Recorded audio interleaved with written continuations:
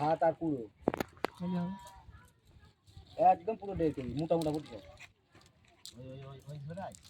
ওই বিলির মধ্যে। আর তেলাপিয়া মাছ যদি ফাঁকাই দেখেন তো অবাক হয়ে যাবে, একটা মাছ হচ্ছে না। বহুত তলায় কাদা কোন দিকে কি তালা ভাই রাখেন, তবে 1 পোয়া 500 এখন তেলাপিয়া বলো। আর সকালে বেরিয়ে বেড়া ফুট কেটেছি আসছে ফেলছি, একটা উঠছে না, একটা উঠছে।